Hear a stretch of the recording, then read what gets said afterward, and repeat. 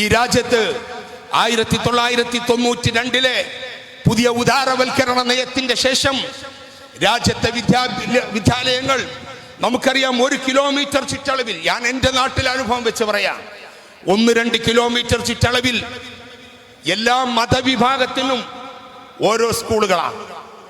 നായന്മാർക്ക് വേറെ സ്കൂള്, OBCക്ക് വേറെ സ്കൂള്, മുസ്ലിങ്ങളിൽ തന്നെ സുന്നി വിഭാഗത്തിനൊരു സ്കൂള്, മുജാഹിദി വിഭാഗത്തിന് വേറെ സ്കൂള്, ഓരോ വിഭാഗത്തിനും ഓരോ സ്കൂളുകളായിരുന്നു.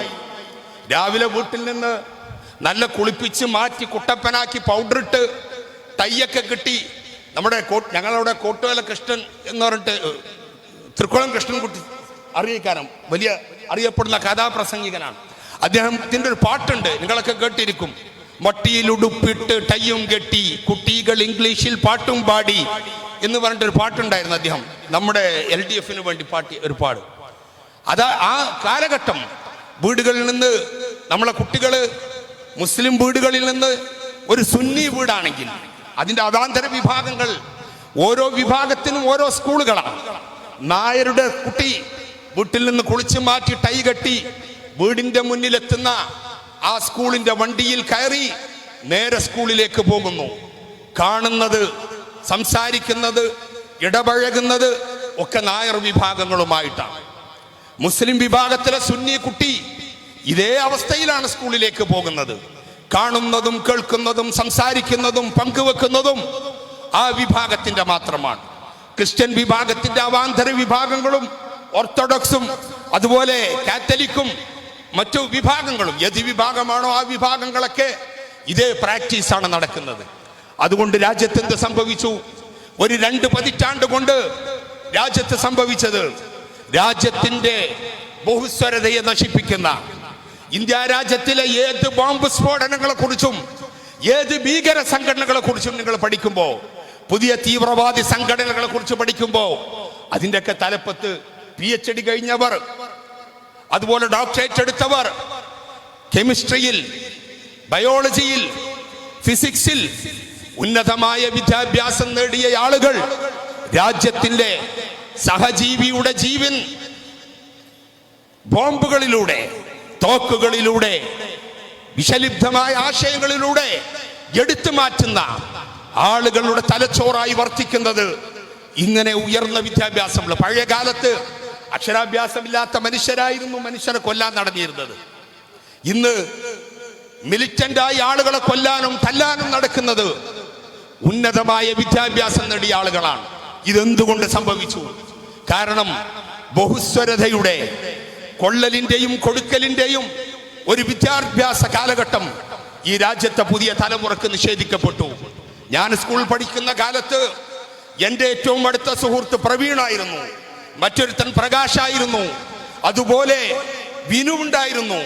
ഞങ്ങൾ ഒരുമിച്ച് ഒരു പാത്രത്തിൽ നിന്ന് ഉണ്ട് ഒരുമിച്ച് യാത്ര ചെയ്ത് ഒരേ പുസ്തകം പങ്കുവെച്ച് ഞങ്ങൾ പഠിച്ചു വളർന്നതുകൊണ്ട് ഞങ്ങൾക്കിടയിൽ വിനുവിന്റെ മതത്തിന്റെ, ഹൈന്ദവ മതത്തിന്റെ സംസ്കാരത്തെ കൃത്യതയോടെ ബഹുമാനിക്കാനും ആദരിക്കാനും എനിക്ക് കഴിഞ്ഞിരുന്നു.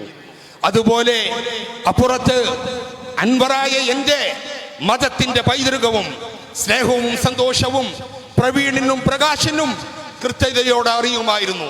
അതുകൊണ്ട് തന്നെ ഒരു ബഹുസ്വരതയുടെ, ഒരു സാകല്യത്തിന്റെ ഒരു പരിസരം ആ കാലഘട്ടത്തിൽ സൃഷ്ടിക്കപ്പെടുമായിരുന്നു.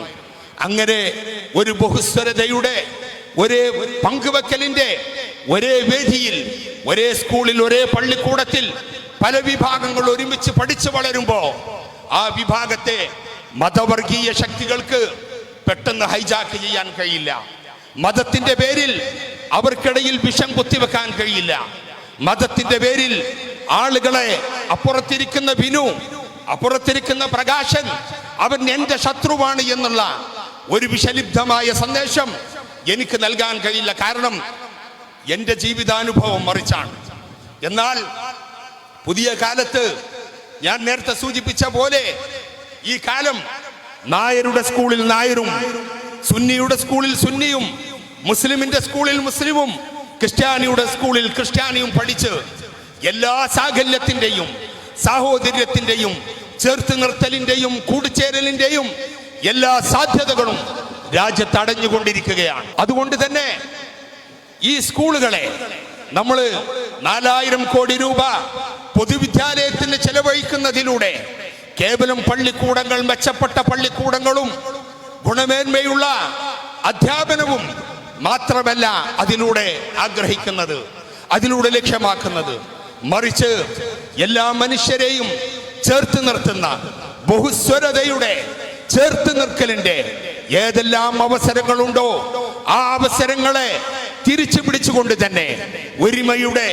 മതസൗഹാർദ്ദത്തിന്റെ സ്നേഹ പരിസരം ബാല്യകാലത്തിൽ തന്നെ കുഞ്ഞുങ്ങളിൽ ഉണ്ടാക്കിക്കൊണ്ട് മാത്രമേ രാജ്യത്തെ വർഗീയമായി വിഭജിക്കുന്ന ശക്തികൾക്കെതിരെ നിലപാട് സ്വീകരിക്കാൻ കഴിയൂ എന്നുള്ള കൃത്യമായ ഒരു ഇടതുപക്ഷ രാഷ്ട്രീയത്തിന്റെ ഉള്ളടക്കം കൂടി ഈ സ്കൂളുകളുടെ 4000 കോടി രൂപ മുടക്കിയ സ്കൂളുകളുടെ പുനരുദ്ധാരണത്തിൽ അടങ്ങിയ രാഷ്ട്രീയമുണ്ട് എന്നുകൂടി സാന്ദർഭികമായി ഞാൻ നിങ്ങളോട് പങ്കുവെക്കുകയാണ്.